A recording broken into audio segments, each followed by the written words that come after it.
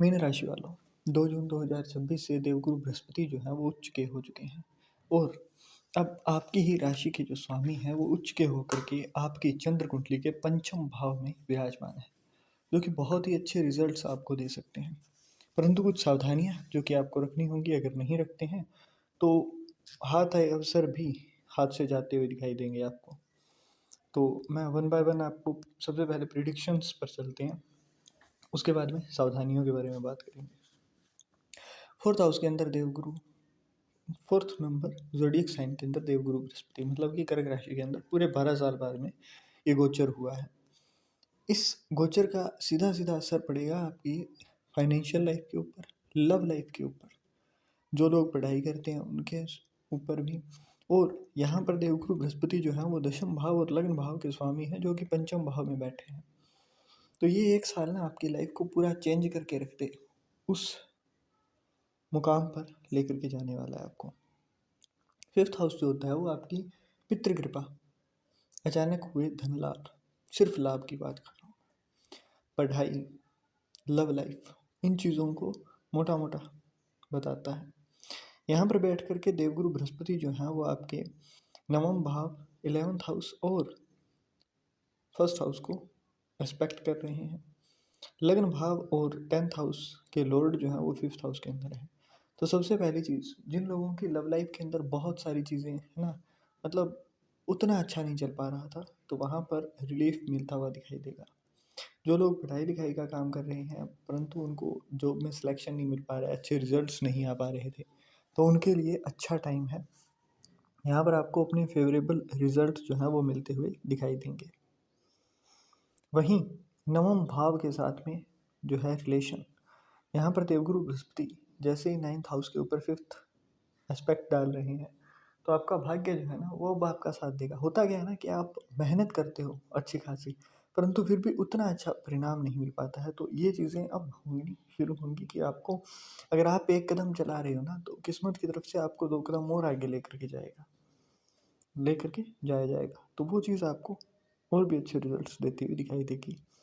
यहाँ पर 11th house और 5th हाउस का एस्पेक्ट होना है ना कहीं आपकी इनकम के अंदर एक अच्छा जो है फ़ायदा देखने को मिलेगा। इंक्रीमेंट्स के लिए अगर आप बहुत लंबे टाइम से देख रहे थे, तो प्रमोशन होना, इंक्रीमेंट होना, समाज में मान सम्मान, प्रतिष्ठा में बढ़ोतरी, क्योंकि यहाँ पर 10th और 11th हाउस दोनों का ही असर आपको देखने को मिलेगा। कोई नेटवर्किंग ऐसी हो जाना जहाँ से कि आपको अचानक से ना, जैसे किसी ने कुछ कहा कि ये वाला काम कर ले, और आपने उस चीज़ के अंदर अपना भी थोड़ा दिमाग लगाया, आपने भी थोड़ी सी जांच पड़ताल करी, देन आपने स्टार्ट किया, तो वहाँ से आपको फ़ायदा होने के अच्छे खासे योग हैं। परंतु लग्न भाव के स्वामी पंचम भाव में आ जाना, एक चीज़ से बचकर रहना, जो भी आपके पितृ जन जो हैं है ना, उनके लिए कुछ भी कर्म करना फ़ायदेमंद होगा, जलदान करना फ़ायदेमंद होगा।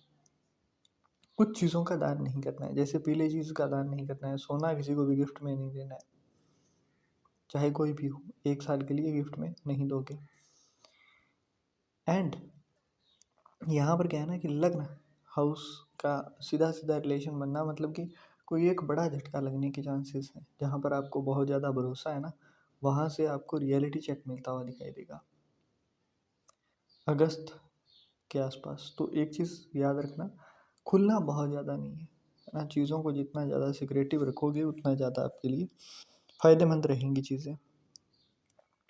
अब आते हैं मोटा मोटा कि आपको कौन कौन सी चीज़ों की सावधानियां रखनी है। देवगुरु बृहस्पति के जस्ट अगले हाउस के अंदर है केतु, तो कर्ज लेने से बचाव करना, जितना ज़्यादा हो उतना अच्छा रहेगा कि आप बच के चलो, क्योंकि लोग है ना फिर वो उसके अंदर आप उलझते हुए दिखाई देंगे।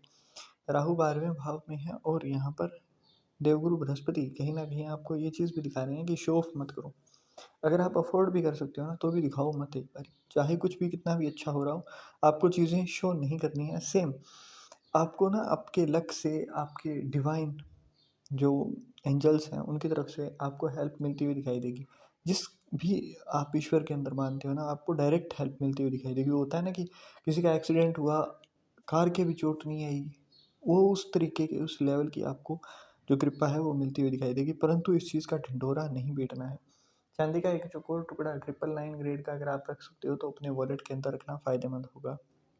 यहाँ पर आपको पितरों के लिए कर्म करना है, जैसे कि अमावस्या के दिन आपको खीर बना कर के छत पे रखना, पितृ जो पक्ष आता है उसके अंदर कर्म करवाना, है ना? तो ये चीज़ें फ़ायदेमंद है।